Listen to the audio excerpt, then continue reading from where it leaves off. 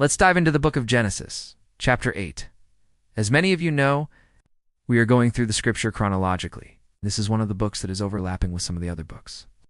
So, in this particular chapter, it gives us an update on what's happening with Noah and his family and the animals on the ark, but it also gives us an update on what's happening with the earth and the floodwaters and everything else. So let's go ahead and jump right into the text. It says, "After this, the waters abated, and the fountains of the deep were shut up, and the rain from heaven was stopped, and the earth was dry land. Then the earth began to recover, and the vegetation began to sprout again. Now the dove was about to come out from the ark. It had been sent out earlier by Noah 2 days before, but it did not find a resting place for itself, because the waters had abated from off the face of the ground. So it returned to him into the ark, and he put it in with him. And it came about after 7 more days that he again sent out the dove. And this time the dove went out from the ark, and it came back in with a leaf of a plant in its mouth. So Noah knew that the earth was already dry, and certainly the time had come for them to leave the ark. And it came about after 7 more days, or after 40 days, that Noah sent out the dove again. And this time it did not return at all. So he said to his sons, 'Behold, I do not send it out now until the 4th day. If it does not return, there will be no sign of rain upon the earth any more, but the earth will be healed in their sight.' For it had happened just as he had spoken. And after 40 days, Noah and his sons and his wife and his daughters came out of the ark. Now the first thing that they did when they got out of the ark was to build an altar and make offerings, burnt offerings, to the Lord. And they offered up some of everything that came out of the ark 2 by 2, male and female, and the Lord smelled the sweet aroma and said in his heart, 'I will never again curse the ground on account of the man, for in his hands is the faculty of both doing good and evil.' And the Lord said, 'Let the land be inhabited again. Let the garden vegetation, seed-bearing plants and fruit trees bearing their fruit according to their kinds be produced on the earth.' And it was so." The Hebrew writer here finishes his description of creation in 6 days and adds a 7th day like the one he described at the beginning of the narrative.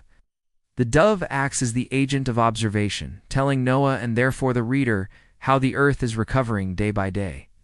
The word abated means to decrease or to diminish, which is exactly what's happening. The rain is decreasing, the waters are decreasing, and the earth is gradually becoming dry land.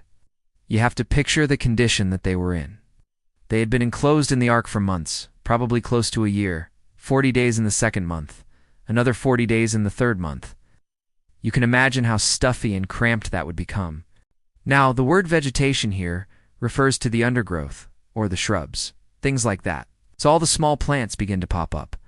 The whole earth is covered in this vegetation. Some of the commentators say that this was actually a mist, a light fog that covered the earth, which is interesting. But either way, the earth begins to look like it did before the flood. But here we see another difference between the natural world and the spiritual world. While the earth is recovering and looks like it's totally fine, the human race is still corrupt and sinful. We are still capable of doing evil. And God knows that if he were to send another flood, it wouldn't be necessary to wait until the next generation grew up and populated the earth. He would only need to wait until the next individual chose to sin.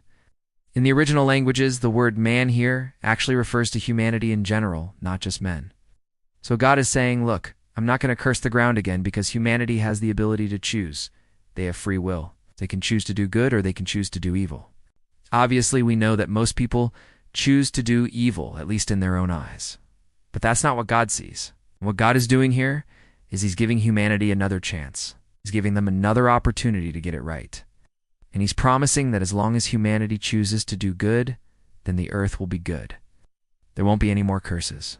This is a conditional promise that God is making here.